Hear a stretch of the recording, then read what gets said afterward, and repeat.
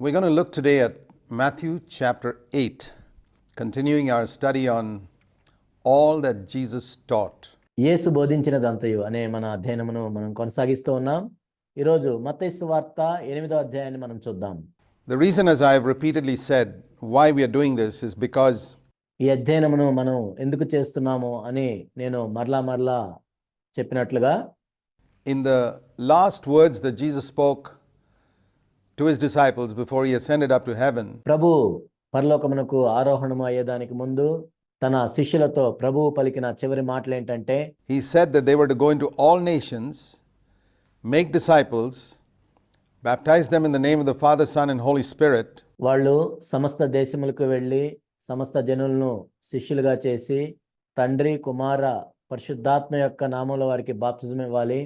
And then for the rest of their earthly life they were to be taught, Matthew 28 verse 20, ఆ తర్వాత వారి జీవితం అంతా కూడా మత్తయి సువార్త 28వ అధ్యాయం 20వ వచనంలో చెప్పినట్లుగా, everything that Jesus had commanded, all that Jesus taught and commanded was to be taught to believers throughout their life. వారి జీవితం అంతా కూడా యేసు బోధించినదంతయు మరియు యేసు ఆజ్ఞాపించినదంతయు గైకొనవలనని శిష్యులకు బోధిస్తూ ఉండాలి. Very often in a lot of teaching of scripture, some parts of what Jesus taught is being taught, but not everything. తరచుగా మనం చూసినట్లయితే అనేక చోట్ల యేసుక్రీస్తు ప్రభువారు లేఖనాలు అక్కడక్కడ చెప్పింది బోధిస్తుంటారు, కానీ యేసు బోధించిందంతా కూడా చెప్పరు. And so as we look through the scriptures, the gospels especially, to see all that Jesus taught, కాబట్టి మనం లేఖనాలను చూస్తున్నప్పుడు, ముఖ్యంగా సువార్తల్లో చూస్తూ ఉన్నప్పుడు యేసు బోధించిందంతా కూడా, it's only then that we'll be able to understand everything that he taught, అప్పుడు మాత్రమే యేసు బోధించిందంతా ఏంటో మనం చూస్తాం. and then only will we be able to obey that command in teaching others and in making sure that we've obeyed them ourselves. అప్పుడు మాత్రమే యేసు ఆజ్ఞాపించిందంతా గైకొనాలని ఇతరులకు బోధిస్తూ ఉంటాము. దానికంటే ముందు వాటిని మనం గైకొంటాము. So we're now looking at Matthew chapter 8, since we've already covered the last 3 chapters in the Sermon on the Mount. ఇప్పుడు మనం మత్తయి సువార్త 8వ అధ్యాయం చూస్తూ ఉన్నాము. ఇంతకు ముందు కొండ మీద ప్రసంగం చెప్పబడిన 5, 6, 7 అధ్యాయాలు మనం చూసాం. He came down from the mountain and great multitudes followed him, and a leper came to him and bowed down to him saying, Lord, if you're willing, you can make me clean. ఆయన కొండ మీద నుండి దిగి వచ్చినప్పుడు బహుజన సమూహములో ఆయన్ను వెంబడించెను. ఇదిగో కుష్ఠరోగి వచ్చి ఆయన మ్రొక్కి, ప్రభువా నీకు ఇష్టమైతే నన్ను శుద్ధినిగా చేయగలవనెను.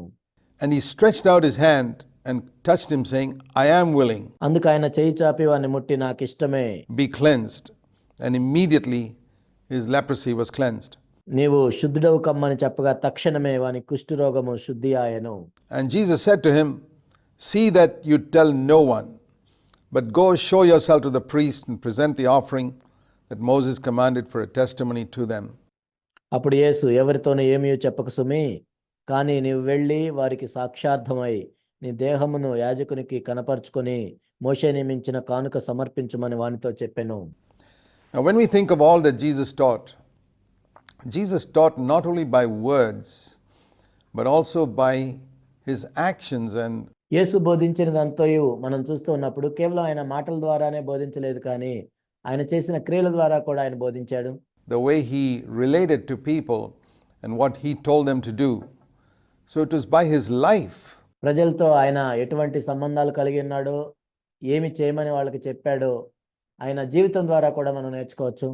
In addition to his words that he taught. తన మాటల ద్వారా మాత్రమే కాదు, కానీ తన జీవితం ద్వారా కూడా ఆయన బోధించాడు.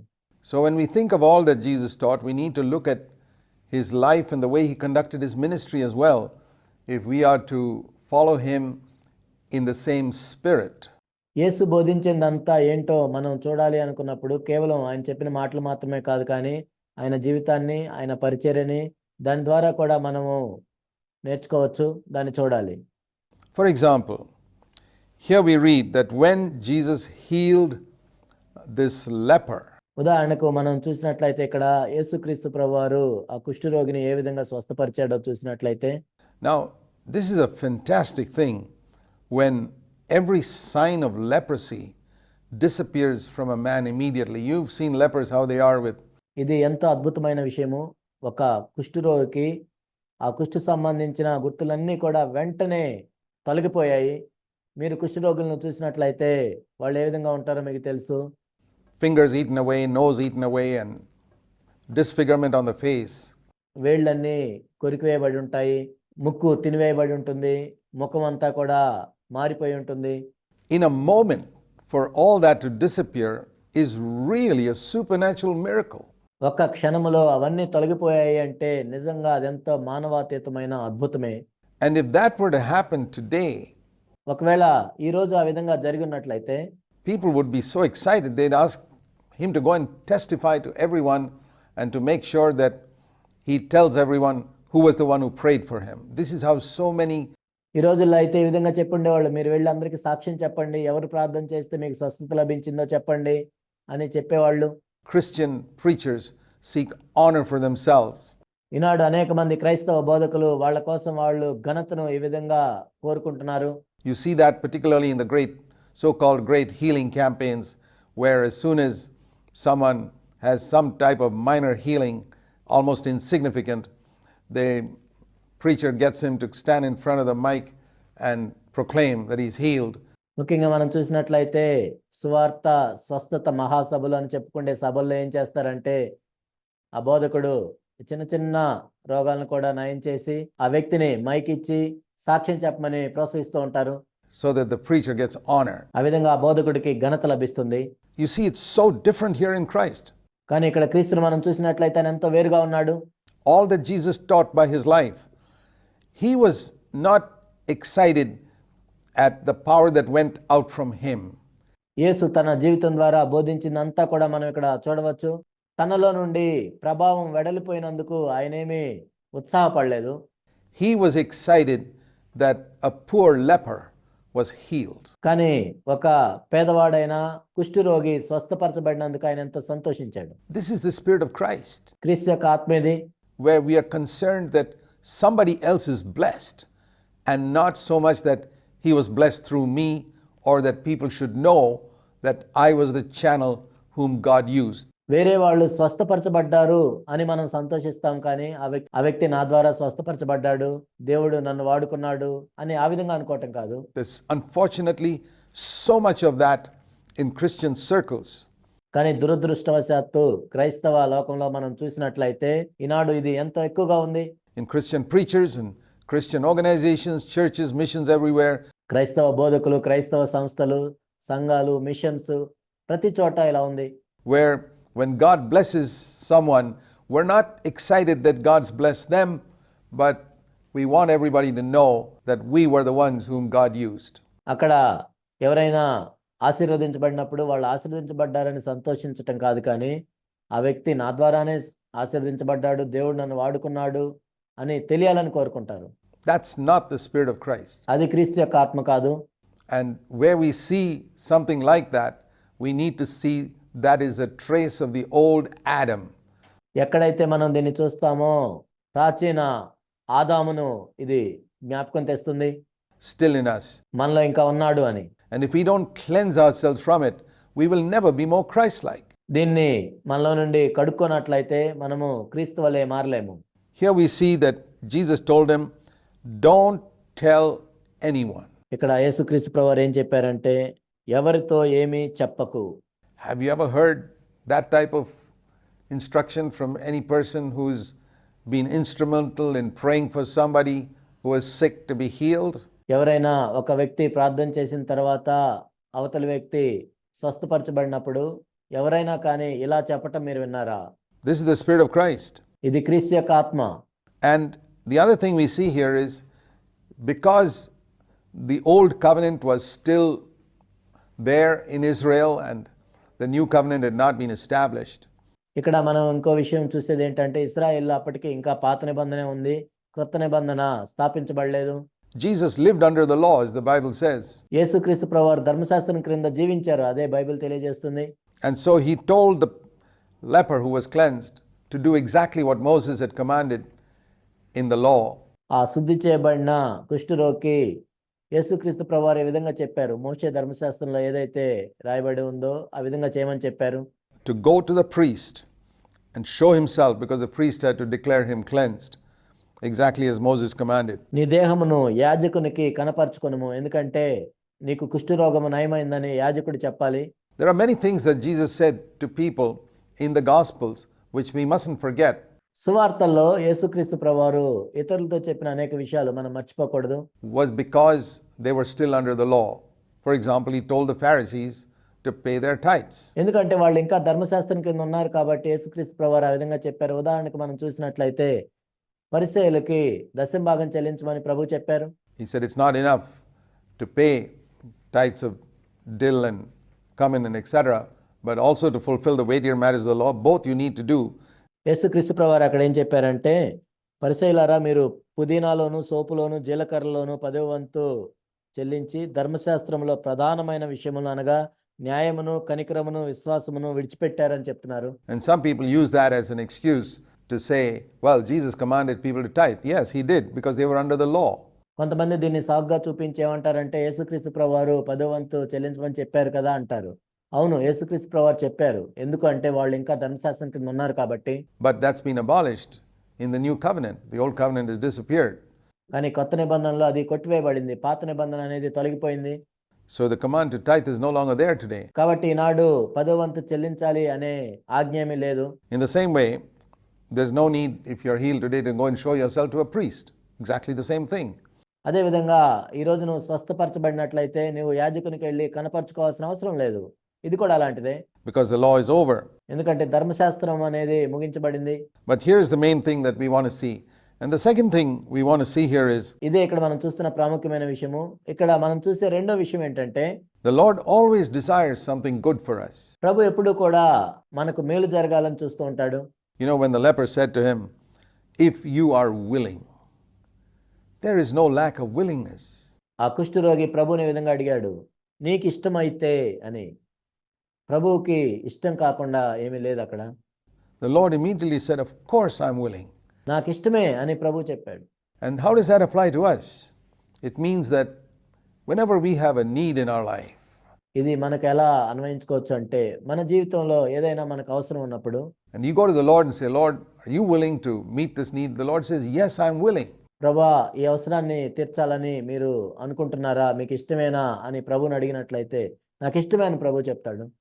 Under the new covenant, we see that there are times when the Lord allows us to suffer. క్రొత్త నిబంధనలో మనం చూసినట్లయితే కొన్నిసార్లు మనము శ్రమ పడినట్లు దేవుడు అనుమతిస్తాడు. For some greater good. ఎందుకంటే దాని ద్వారా ఇంకా గొప్ప మేలు జరగాలని. And so not every sickness is necessarily healed. Even the Apostle Paul's thorn in the flesh was not healed. కాబట్టి ప్రతి రోగము నయం అవ్వాలని ఏమీ లేదు. ఎందుకంటే అపోస్తలుడైన పౌలును కూడా మనం చూసినట్లయితే తన శరీరంలో ఉన్న ముళ్ళు తీసివేయబడలేదు. As we read in 2 Corinthians 12, and Timothy's stomach infirmities. 2 కొరింథీ 12లో మనం చూస్తాము. అదేవిధంగా తిమోతి కూడా కడుపు జబ్బు అనేది ఉంది. As you read in the last verses of 1 Timothy 5, were not healed. మొదటి తిమోతి 5లో మనం చూస్తాము తిమోతి యొక్క కడుపు జబ్బు కూడా నయం అవ్వలేదు. Because some greater good, more important than the healing, was what the Lord was trying to accomplish in their lives. ఎందుకంటే వాళ్ళ జీవితాల్లో కేవలం స్వస్థపరచటం కంటే కూడా అంతకంటే గొప్ప మేలును వాళ్ళకి ఇవ్వాలని ప్రభు అనుకున్నాడు. And so that happens even today. I mean, it's just like martyrdom. కాబట్టి ఈనాడు కూడా అలానే జరుగుతూ ఉంటుంది. హతసాక్షుల విషయంలో మనం చూసినట్లయితే Under the old covenant, we read that when Daniel was thrown into a den of lions, పాత నిబంధనలో అయితే దానియేలు సింహపు బోన్లో వేయబడినప్పుడు the lions couldn't touch him సింహాలు ఆయన్ని ముట్టుకోలేదు throughout the night. ఆ రాత్రి అంతా కూడా. But in the early days of Christianity, when in the Roman amphitheaters, Christians were thrown to the lions, కానీ ప్రారంభంలో ఆది క్రైస్తవులను మనం చూసినట్లయితే రోమిల యొక్క యాంఫీ థియేటర్స్లో క్రైస్తవుల్ని అక్కడ పెట్టి సింహాలను పంపించినప్పుడు సింహాలు క్రైస్తవుల్ని చంపివేసినట్లుగా మనం చూస్తాం. the lions ate them up immediately. వెంటనే ఆ సింహాలు క్రైస్తవుల్ని తినివేశాయి. Daniel's 3 friends went through the fire untouched. దానియేలు యొక్క 3 స్నేహితులు ఆ అగ్నిలో వేయబడినప్పుడు ఆ అగ్ని వాళ్ళని కాల్చలేదు. But when Christians have been persecuted in the early centuries and burnt at the stake, the fire burnt them up. కానీ ఆది క్రైస్తవులను మనం చూసినట్లయితే వాళ్ళు హింసల్లో గుండా వెళ్ళినప్పుడు అగ్నితో వాళ్ళను కాల్చినప్పుడు వాళ్ళు కాల్చబడ్డారు. Because in the new covenant, there was a greater glory that would come to God through Christians going faithfully through suffering, through Christians going faithfully through sickness. కానీ క్రొత్త నిబంధనలో మనం చూసినట్లయితే క్రైస్తవులు నమ్మకంగా వాళ్ళ హింసల్లో వెళ్తూ ఉన్నప్పుడు, రోగముల్లో వాళ్ళు వెళ్తున్నప్పుడు దేవునికి ఎక్కువ మహిమ వస్తుంది. And there are cases where, even in the new covenant, the apostle Peter, for example, was delivered from prison supernaturally. కొత్త నిబంధనలో మనం చూసినట్లయితే అపోస్తులైన పేతురు చెరసాల్లో నుండి ఎంతో మానవాతీతంగా తప్పించబడ్డాడు. Paul was delivered from the Philippian prison supernaturally. ఫిలిప్పీలో చెరసాల్లో నుండి పౌలు కూడా ఎంతో మానవాతీతంగా తప్పించబడ్డాడు. But the same Paul, later on, when he was in prison in Rome, was not delivered supernaturally. He had to spend some years in prison. కానీ అదే పౌలు చివరిలో మనం చూసినట్లయితే రోమాలో చెరసాల్లో అనేక సంవత్సరాలు ఉన్నాడు. అక్కడేమీ ఆయన తప్పించబడలేదు. And so we see that God's ways are not always the same. He's always seeking to accomplish his purpose for the greater good of ourselves and those whom he wants to reach through us. కాబట్టి దేవుని యొక్క మార్గములు ఎల్లప్పుడూ ఒకే విధంగా ఉండవు. దేవుడు మనల్ని ఆశీర్వదించడానికి కానీ లేక మన ద్వారా ఎవరినైతే దేవుడు చేరుకోవాలనుకుంటున్నాడో వాళ్ళని ఆశీర్వదించడానికి కానీ దేవుని యొక్క మార్గాలు వేరువేరుగా ఉంటాయి. To witness to the Roman guards so that they would be converted. So God's ways are always for his greater glory. రోమా యొక్క చెరసాల్లో ఆయన విడిపించబడలేదు. ఎందుకంటే అక్కడ కాపలా కాస్తున్న సైనికులకి పౌలు సువార్త చెప్పాలి కాబట్టి, ఆ విధంగా దేవునికి ఎక్కువ మహిమ వస్తుంది కాబట్టి దేవుడు ఆ విధంగా చేశాడు. And the greater good of humanity. కాబట్టి దేవుని యొక్క మార్గాలన్నీ ఎలా ఉంటాయంటే దేవుని యొక్క నామానికి మహిమ రావాలని మరియు మానవులందరికీ మంచి జరగాలని. And it's not always for our own comfort. కానీ అది ఎల్లప్పుడూ మన సొంత సౌఖ్యాన్ని బట్టి ఉండదు. So we need to keep that in mind and not say, well, Jesus healed everybody who came to him. కాబట్టి దీన్ని మనం ఎల్లప్పుడూ కూడా జ్ఞాపకం చేసుకోవాలి. యేసుక్రీస్తు ప్రభు దగ్గరికి వచ్చిన వారందరినీ కూడా ప్రభు ఏమీ స్వస్థపరచలేదు. Therefore everybody will be healed today. That's actually not true, and anyone who gives people that impression is not speaking the truth. ఎవరైతే ఈ రోజు నేను అందరినీ స్వస్థపరుస్తున్నాను అని అందరి ఎదుట ఆ విధంగా ప్రదర్శించుకుంటారో వాళ్ళు సత్యం చెప్పటం లేదు. I mentioned that in passing because that's often taken as an example. We need to understand all that Jesus taught. కాబట్టి దీన్ని మనం అర్థం చేసుకోవాలని నేను చెప్తూ ఉన్నాను. యేసు బోధించిందంతయు కూడా మనం అర్థం చేసుకోవాలి. And here's another case of healing. He entered Capernaum, a centurion came to him. ఇక్కడ ఇంకొక స్వస్థత గురించి మనం చదువుతాము. ఆయన కపెర్నహూములో ప్రవేశించినప్పుడు ఒక శతాధిపతి ఆయన ఎద్దకు వచ్చాడు. And said, Lord, verse Matthew 8 and verse 6. మత్తయి సువార్త 8:6 ఈ విధంగా చెప్పారు. Lord, my servant is lying paralyzed at home. ప్రభువా, నా దాసుడు పక్షవాయుతో మిగులు బాధపడుచు ఇంటిలో పడి ఉన్నాడని చెప్పాను. Suffering great pain. And Jesus said to him, I will come and heal him. అప్పుడు యేసు ప్రభు విధంగా చెప్పారు, నేను వచ్చి వాని స్వస్థపరిచెదనని అతనితో చెప్పాడు. Now there's something wonderful you see about the centurion, his humility. కాబట్టి ఈ శతాధిపతిలో ఆయన యొక్క దీనత్వాన్ని మనం చూడొచ్చు. Remember, he was a Roman military man. ఇక్కడ ఈ వ్యక్తిని మనం చూసినట్లయితే రోమాలో సైన్యంలో పనిచేస్తున్న వ్యక్తి. A man who was in charge of centurion, perhaps 100 soldiers under him. ఇక్కడ శతాధిపతి అంటే బహుశా ఆయన కింద 100 మంది సైనికులు ఉండుండొచ్చు. A man used to exercising authority. ఆయన అధికారాన్ని కలిగి ఉన్న వ్యక్తి. And yet we see his humility in willing to travel all the way from wherever he was. చూడండి, ఆయన దీనత్వాన్ని మనం చూసినట్లయితే ఆయన ఎక్కడైతే ఉంటున్నాడో అక్కడి నుండి ప్రయాణం చేస్తూ వచ్చాడు. Going to meet Jesus just to tell him about his servant. యేసు ప్రభువుని కలుసుకొని తన దాసుడు గురించి చెప్పడానికి వచ్చాడు. Who is paralyzed and lying at home. ఆ దాసుడు పక్షవాయువు కలిగి ఇంట్లో పడి ఉన్నాడు. Now a military captain to be interested in a slave working in his home, probably a Jewish slave, is an amazing thing. కాబట్టి ఒక మిలిటరీ కెప్టెన్గా ఉన్న వ్యక్తి తన ఇంట్లో పనిచేసుకుంటున్న ఒక దాసుడు, బహుశా యోధా దాసుడు అయి ఉండొచ్చు, ఆ వ్యక్తి గురించి ఈ విధంగా బాధ్యత కలిగి ఉండటం అనేది ఎంత అద్భుతం. And you see his humility. That's the first thing you need to see. ఇక్కడ ఆయన యొక్క దీనత్వాన్ని మనం చూడవచ్చు. And you see that humility further in verse 8. ఆయన యొక్క దీనత్వాన్ని 8వ వచనంలో కూడా మరలా మనం చూడొచ్చు. So before you see his faith, I want you to see his humility. కాబట్టి అతని యొక్క విశ్వాసం కంటే ముందు అతని యొక్క దీనత్వాన్ని మనం చూడాలి. Now, if Jesus were to say to you or me, I want to come to your house, you say, sure, Lord, come. But look what he says. ఒకవేళ యేసుక్రీస్తు ప్రభువా నీతోనో నాతోనో ఈ విధంగా చెప్పినట్లయితే నేను మీ ఇంటికి వస్తానని, తప్పకుండా రండి ప్రభు అని అంటాం. కానీ ఈయన ఏమన్నాడో చూడండి. He certainly would have loved for Christ to come to his house, but he says, I'm not worthy. యేసుక్రీస్తు ప్రభు వస్తానంటే ఆయన కూడా ఎంతో ఇష్టపడి ఉండొచ్చు. కానీ ఆయన చెప్పింది ఏంటంటే, నేను పాత్రుడిని కాదు ప్రభువా. You're so holy, and I don't feel that I can really receive you, such a holy person, into my house. నీవెంతో పరిశుద్ధుడు, అంత పరిశుద్ధుడిని మా ఇంట్లోనికి నేను తీసుకొని రావటానికి నేను పాత్రుడిని కాదు. The reason I mention that is there's a great connection between humility and faith. నేను దీన్ని ఎందుకు ప్రస్తావించాను అంటే, దీనత్వానికి విశ్వాసానికి ఎంతో సంబంధం ఉంటుంది. And you see that, and then you see his faith when he says, Lord, you just stand here అప్పుడు అతని విశ్వాసాన్ని మనం చూసినట్లయితే, ప్రభువా నువ్వు ఇక్కడ నిలబడి ఉంటే చాలు, and speak the word, and you'll be healed. కేవలం ఒక్క మాట మాత్రం సెలవిమ్ము, నా దాసుడు స్వస్థపరచబడతాడు.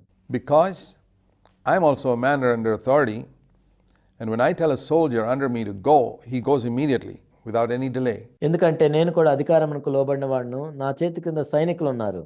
నేను ఒకరిని పొమ్మంటే పోవును, ఒకరిని రమ్మంటే వచ్చును.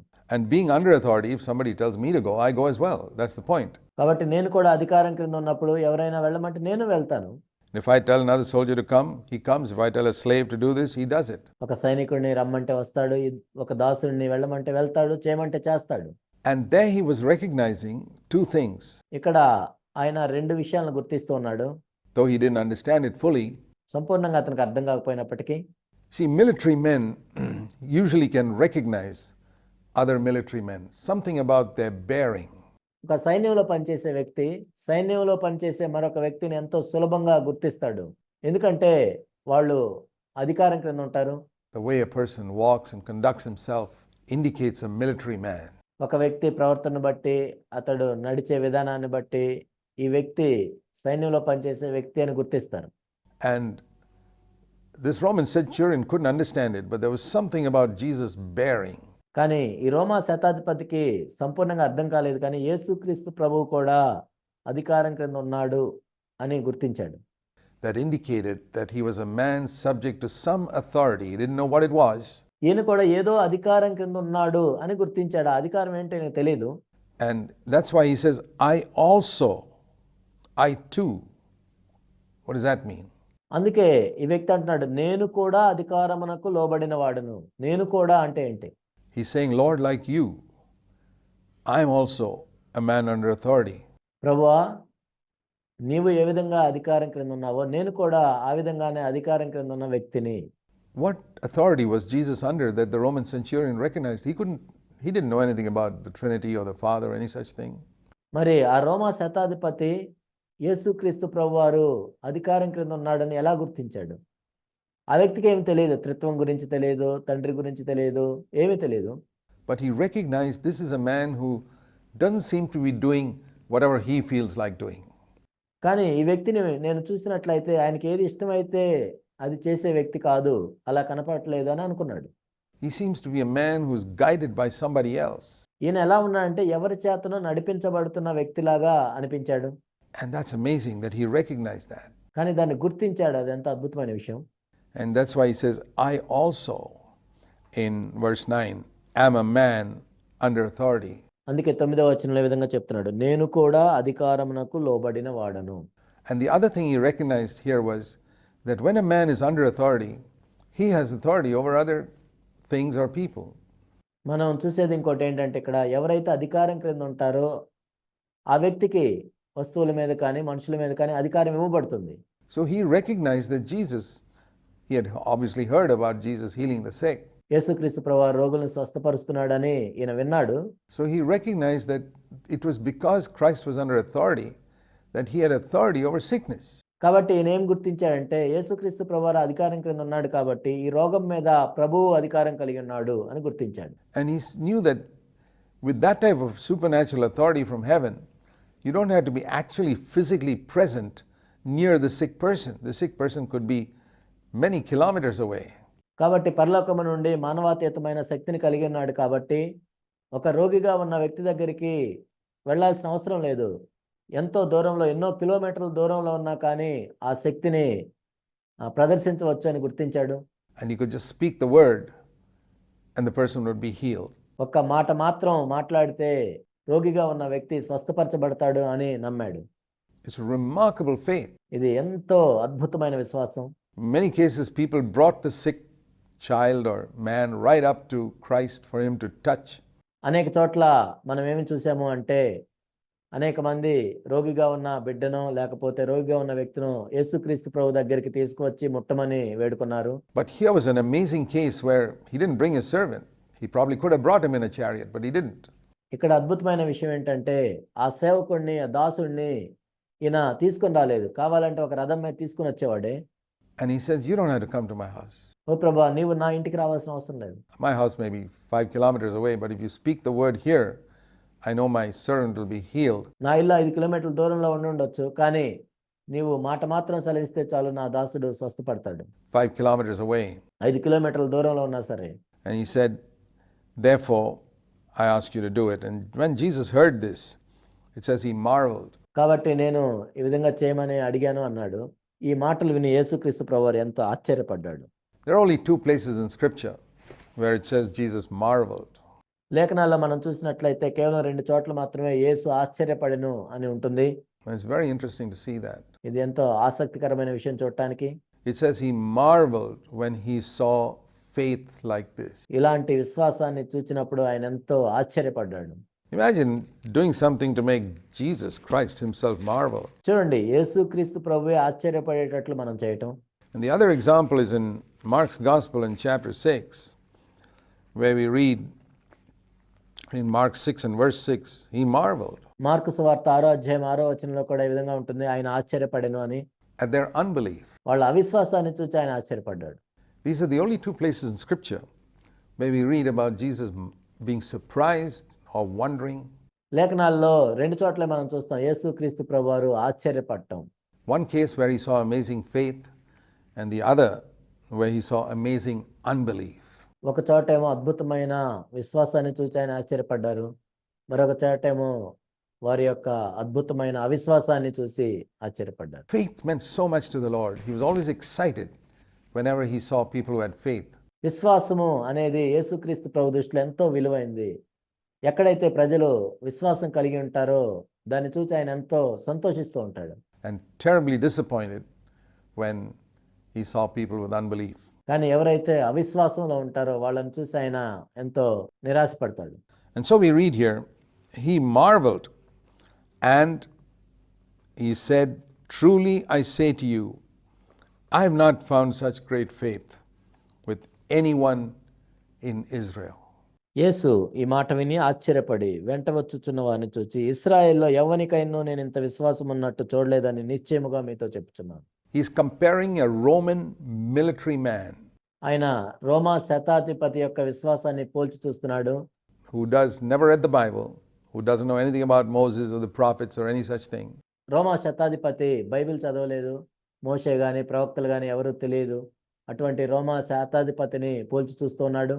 With all of Israel, including the great scholars who had studied the scriptures, and saying, I found more faith in this man. ఇశ్రాయేల్లో ఉన్నవారు అందరితో పోల్చి చూస్తూ ఉన్నాడు ఈ రోమా శతాధిపతిని. ఆ ఇశ్రాయేల్లో గొప్ప గొప్ప పండితులు ఉన్నారు, కానీ వాళ్ళకి లేని విశ్వాసాన్ని ఈయన కలిగి ఉన్నాడు. Who hardly knows anything about scripture compared to all the rest of you who read the Bible for so many years. ఎన్నో సంవత్సరాలు మీరు బైబిల్ చదువుతూ ఉన్నారు, మీ అందరికంటే కూడా ఇతను గొప్ప విశ్వాసాన్ని కలిగి ఉన్నాడు. I wonder if that can be true even today. ఈనాడు కూడా అలానే ఉంటుందని నేను అనుకుంటున్నాను.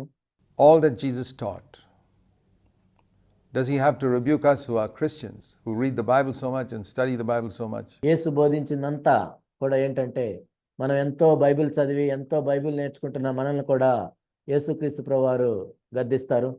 That we don't have the faith that sometimes even a non-Christian may have in what God can do. కొన్నిసార్లు ఒక క్రైస్తవేతరుడు దేవుడిది చేయగలడు అని నమ్మేది కూడా మనం నమ్మలేని పరిస్థితిలో ఉన్నాం. In so many situations, even today, ఈనాడు కూడా అనేక పరిస్థితుల్లో there are non-Christians who believe, well, God will help me. క్రైస్తవేతరులు నమ్ముతారు దేవుడు నాకు సహాయం చేస్తాడని. And many Christians who get into a panic and who are anxious and fearful. కానీ అనేక మంది క్రైస్తవులు ఎంతో ఆందోళనలో, ఎంతో భయంలో, ఎంతో ఒత్తిడిలో ఉంటారు. I say to you, there's more faith in those people than you who know the scriptures. And the Lord goes on to say, మీరు లేఖనాలు తెలుసుకొని మీకున్న విశ్వాసం కంటే కూడా వాళ్ళకి ఎక్కువ విశ్వాసం ఉందని ప్రభు చెప్తాడు. I say to you, all that Jesus taught, remember, verse 11, ఇక్కడ ప్రభు ఇంకా చెప్తూ ఉన్నాడు, యేసు బోధించిందంతా మనం చూస్తున్నాం, జ్ఞాపకం ఉంచుకోండి. many from the east and west will sit at table with Abraham and Isaac and Jacob in the kingdom of heaven. 11వ వచనము. అనేకులు తూర్పు నుండి పడమటి నుండి వచ్చి అబ్రహాముతో కూడాను, ఇస్సాకుతో కూడాను, యాకోబుతో కూడాను పరలోక రాజ్యమందు కూర్చుందురు గాని. And those sons of the kingdom యేసుక్రీస్తు ప్రభువారు చెప్పింది మనం తీవ్రంగా తీసుకున్నట్లయితే 12వ వచనంలో ఇక్కడ మనం చూస్తున్నట్లుగా రాజ్య సంబంధులు, feel, Christians, that sons of the kingdom వెలుపటి చీకట్లోనికి త్రోయబడుదురు. కొంతమంది క్రైస్తవులు ఏమనుకుంటారంటే రాజ్య సంబంధులు అంటే can never be cast out. They will always be there. వాళ్ళు ఎప్పటికీ త్రోసివేయబడరు, వాళ్ళు ఎప్పటికీ ఉంటారు అని అనుకుంటారు. Consider what Jesus said. The sons of the kingdom will be cast out. ఇక్కడ యేసుక్రీస్తు ప్రభువారు ఏం చెప్పారో చూడండి, రాజ్య కుమారులు వెలుపటి చీకట్లోనికి త్రోయబడుదురు. Into outer darkness. And why are they cast out in the context? It's because they don't have faith. ఎందుకు వాళ్ళు వెలుపటికి త్రోయబడుతున్నారు అంటే ఇక్కడ సందర్భాన్ని బట్టి మనం చూసినట్లయితే వాళ్ళకి విశ్వాసం లేదు. Whereas this person who has faith, who is not one of the sons of the kingdom, కానీ ఈ వ్యక్తికి ఇక్కడ విశ్వాసం ఉంది, ఆ వ్యక్తి రాజ్యకుమారుడిగా లేడు. who comes from east and west, is going to sit with Abraham, Isaac and Jacob, who are sons of the kingdom. ఆయన తూర్పు నుండి పడమటి నుండి వచ్చి అబ్రహాము, ఇస్సాకు, యాకోబుతో కూడా కూర్చుంటున్నాడు. In the kingdom of heaven. And the others will be out with where there's weeping and gnashing of teeth, which speaks of hell. కానీ వేరే వాళ్ళు బయటికి త్రోసివేయబడతారు, అక్కడ ఏడ్పును పండ్లు కొరగొట్టి ఉంటాయి, అంటే అది నరకం గురించి తెలియజేస్తుంది. It's very important to understand this. దీన్ని మనం అర్థం చేసుకోవటం ఎంతో ప్రాముఖ్యమైన విషయం. Very often we think that just because we know so much of the Bible and we understand so much truth intellectually, తరచుగా మనం ఏమనుకుంటామంటే మనకి బైబిల్ బాగా తెలుసు కాబట్టి, మన వివేకంతో మనం అన్ని అర్థం చేసుకుంటున్నాం కాబట్టి, that the Lord must be very happy with us and very accepts us without any reservation. దేవుడు మనల్ని బట్టి ఎంతో సంతోషిస్తున్నాడు, అసలు ఏ షరతులు లేకుండా మనల్ని అంగీకరిస్తాడని మనం అనుకుంటాం. But that's not what he looks for. కానీ ప్రభు చూసేది అది కాదు. If we can learn from this Roman centurion two very important characteristics that Jesus looks for and appreciates. One is humility. యేసుక్రీస్తు ప్రభువారు మనలో చూసి మనల్ని అభినందించే రెండు విషయాలను ఈ రోమా శతాధిపతిలో నుంచి మనం చూడవచ్చు. అదేంటంటే ఒకటి దీనత్వము, The other is faith. రెండవది విశ్వాసము. And we could also add to that a concern for the poor. పేద ప్రజల గురించిన పట్టింపు. There are actually three things we see here. ఇక్కడ మనం నిజానికి మూడు విషయాలు చూడొచ్చు. This military man has a concern for a poor slave. ఈ సైన్యంలో ఉన్న వ్యక్తి తన పేద దాసుని గురించి ఎంతో పట్టింపు కలిగి ఉన్నాడు.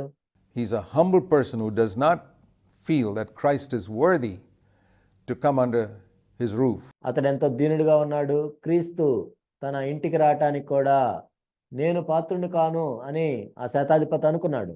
He has faith to believe that Christ can do anything, even from a distance. మరియు ఆయన నమ్మింది ఏంటంటే యేసుక్రీస్తు ప్రభువారు ఎంత దూరం నుంచి అయినా ఆయన స్వస్థత చేకూర్చగలడు అని నమ్మాడు. When we apply that to ourselves today, దీన్ని ఈనాడు మనం అన్వయించుకున్నట్లయితే we can have the same qualities if we want. This is what Jesus appreciated. మనం కూడా ఇలాంటి లక్షణాలను కలిగి ఉండొచ్చు. యేసుక్రీస్తు ప్రభువారు దీన్ని అభినందిస్తారు. He appreciates it even today whenever he sees people who have a concern for those who are the outcasts of society. ఎవరైతే సమాజంలో నుండి వెలివేయబడిన వారిని పట్టించుకుంటున్నారో అది యేసు ప్రభు చూసినప్పుడు వాళ్ళని అభినందిస్తాడు. Those who are on the fringes of society, those who are poor and weak, like this military man had. ఎవరైతే బలహీనులుగా ఉంటారో, ఎవరైతే పేదవాళ్ళుగా ఉంటారో సమాజంలో, వాళ్ళని గురించి పట్టించుకోవటం ఈ శతాధిపతి పట్టించుకున్నట్లుగా. And those who have the humility to recognize that they are nothing in his presence. ప్రభు యొక్క సన్నిధిలో మేము ఏమీ కానివారము అని ఎవరైతే గుర్తిస్తారో వాళ్ళని, Those whose faces are in the dust before the Lord. ఎవరైతే ప్రభు ఎదుట వాళ్ళ ముఖములు దుమ్ములో పెట్టుకుంటారో వాళ్ళని ప్రభు అభినందిస్తాడు. And those who have the faith that is not only from 5 kilometers away, but from millions of kilometers up in heaven.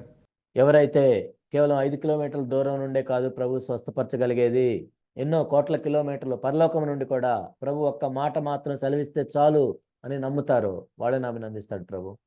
That Christ can speak the word today. Matthew chapter 5, and Jesus said to the centurion in verse 13, "Go your way," this is verse 13, "let it be done to you as you have believed." And the servant was healed that very hour. మత్తయి సువార్త 8:13. అంతటా యేసు, ఇక వెళ్ళుము, నీవు విశ్వసించిన ప్రకారం నీకు అవునుగాక అని శతాధిపతితో చెప్పెను. ఆ గడియలోనే అతని దాసుడు స్వస్థత నొందెను. So what we see here is another thing, that is something unique which we hardly ever find, almost never in the Old Testament. ఇక్కడ మనం చూసేది ఏంటంటే పాత నిబంధనలో ఎప్పుడు కూడా దీన్ని మనం చూడము. ఇక్కడ ఎంతో ప్రత్యేకంగా విశిష్టంగా జరిగినట్లు మనం చూస్తూ ఉన్నాం. Right from the beginning of the New Testament, Jesus always appreciated faith. క్రొత్త నిబంధన ప్రారంభం నుండి కూడా యేసుక్రీస్తు ప్రభువు ఎప్పుడు విశ్వాసాన్ని అభినందిస్తూ ఉండేవాళ్ళు. You see that right through his entire ministry, wherever he saw faith, he appreciated it tremendously. తన పరిచర్య అంతట్లో కూడా ప్రారంభం నుండి మనం చూసినట్లయితే ఆయన ఎక్కడైతే విశ్వాసాన్ని కనుగొంటాడో, ఎవరిలో అయితే విశ్వాసాన్ని కనుగొంటాడో ఎప్పుడు కూడా ఆయన అభినందిస్తూ ఉండేవాడు. Salvation is by faith. Everything we receive from God is on the basis of faith. రక్షణ అనేది విశ్వాసం ద్వారానే కలుగుతుంది. ప్రభువులో మనం ప్రతిదీ కూడా విశ్వాసం ద్వారానే పొందుతాము.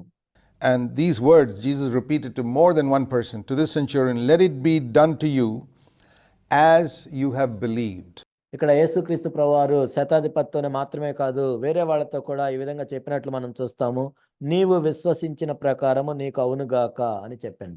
What did Jesus teach? ఏంటి ఇక్కడ యేసు ప్రభు బోధించింది? Very often we can have a wrong understanding of this. తరచుగా మనం దీని గురించి తప్పుగా అర్థం చేసుకునే ప్రమాదం ఉంటుంది.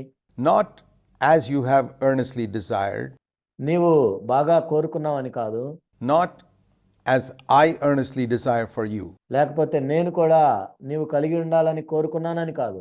See, sometimes we think, I earnestly desire this. It could be anything. మనం అనేకసార్లు అంటాం, నేను ఎంతో కోరుకున్నాను, అది జరగాలని కోరుకున్నాను, అదేదైనా అవ్వచ్చు. Well, you don't get it according to your desire. ఏదో నువ్వు కోరుకున్నంత మాత్రం నీకు జరగదు. God earnestly desires many things for us, but we don't get it. దేవుడు కూడా మనం అనేక సంగతులు మనకు ఉండాలని దేవుడు కోరుకోవచ్చు, కానీ అవి మనం పొందకపోవచ్చు. Because the law is not according to your earnest desire or according to God's earnest desire. కానీ ఇక్కడ నియమం ఏంటంటే నీవు తీవ్రమైన కోరిక కలిగి ఉండటం కాదు, లేకపోతే దేవుడు కూడా తీవ్రమైన కోరికను కలిగి ఉండటం కాదు. ఇక్కడ నియమం, The principle is according to how much you have believed for. నీవు ఎంత విశ్వసిస్తావో అంత జరుగుతుంది, అదే నియమం. Be it done for you as you have believed. నీవు విశ్వసించిన ప్రకారము నీకు జరుగును గాక. We receive according to the measure of our faith. మనం ఎంత విశ్వాసాన్ని కలిగి ఉంటామో అంత పరిమాణం చొప్పున మనం పొందుతాము. And that is why we find that some people receive much and some people receive very little. అందుకే మనం చూస్తాము, కొంతమంది ఎక్కువ పొందుతారు, కొంతమంది చాలా తక్కువ పొందుతారు. It's like if the rain's falling heavily outside and one person puts a cup outside, another person puts a bucket, and a third person puts a huge tub. ఇది ఎలా ఉంటుందంటే, బయట బాగా వర్షం పడుతుంది, ఒక వ్యక్తి చిన్న కప్పు తీసుకొని వెళ్ళాడు, ఇంకొక వ్యక్తి ఒక బకెట్ పెట్టాడు, ఇంకొక వ్యక్తి ఒక పెద్ద టబ్బు పెట్టాడు. They're going to get different quantities of water. It's not because God is partial to one. వాళ్ళకు వేరు పరిమాణాల్లో నీళ్లు దొరుకుతాయి అంటే ఇక్కడ దేవుడు పక్షపాతం కలిగి ఉన్నాడని కాదు. Not at all. The same rain is falling everywhere. కానే కాదు, ఎందుకంటే ప్రతి చోట కూడా అదే వర్షం పడుతుంది.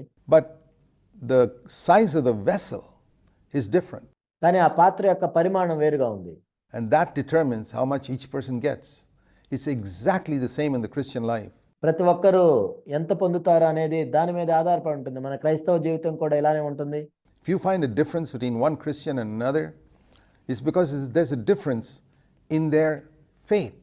ఒక క్రైస్తవునికి మరొక క్రైస్తవునికి మధ్య వ్యత్యాసాన్ని మీరు చూస్తున్నారా? అయితే అది వాళ్ళ విశ్వాసాన్ని బట్టి ఉంటుంది. According to their faith they receive, as you have believed, let it be done for you. వాళ్ళ విశ్వాసం ప్రకారం వాళ్ళు పొందుతారు. నీవు విశ్వసించిన ప్రకారము నీకు అవునుగాక.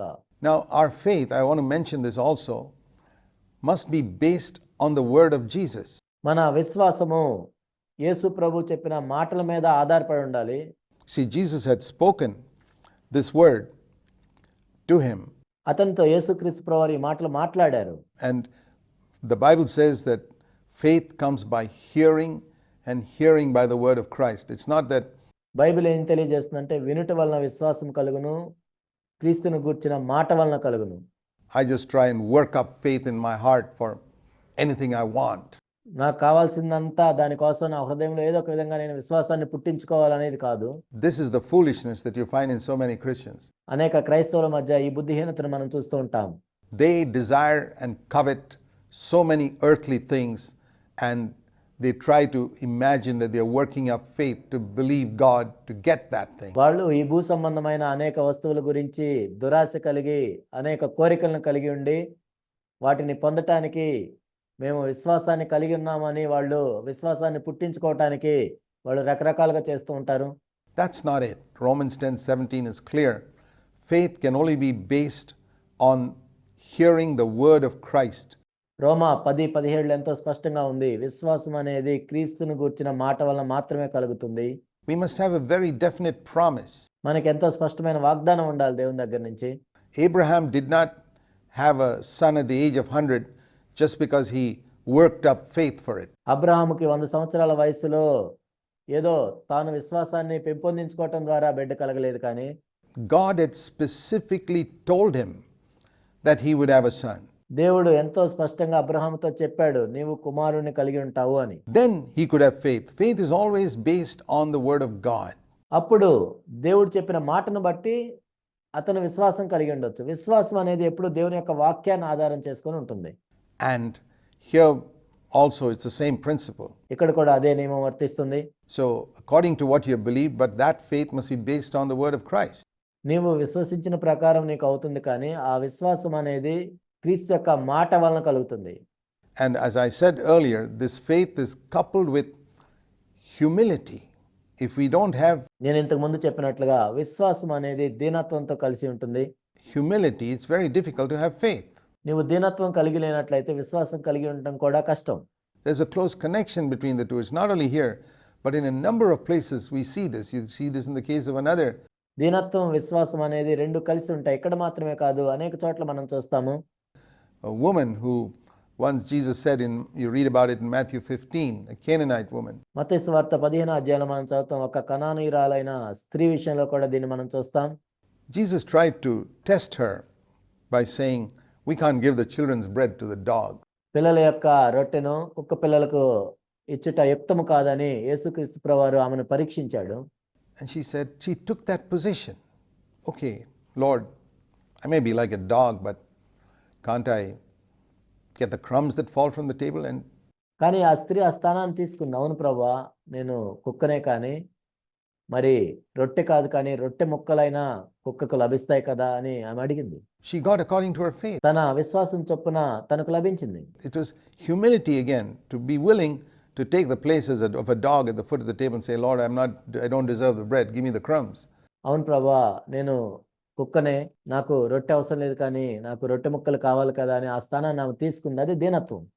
And her faith was great. These two non-Jewish people, ఆమె విశ్వాసం ఎంతో గొప్పది. వీళ్ళిద్దరూ కూడా యూదులు కాని వారు. వీళ్ళు Jesus appreciated their faith. యేసుక్రీస్తు ప్రభువారు వాళ్ళ విశ్వాసాన్ని అభినందించాడు. So there's something that we can learn from the example of this Roman centurion that can help us in our daily Christian walk. ఈ రోమా శతాధిపతిని బట్టి మనము ఒక విషయాన్ని ఇక్కడ నేర్చుకోవచ్చు. ఆ విధంగా మన అనుదిన క్రైస్తవ జీవితంలో ఇది మనకు ఎంతో సహాయం చేస్తుంది.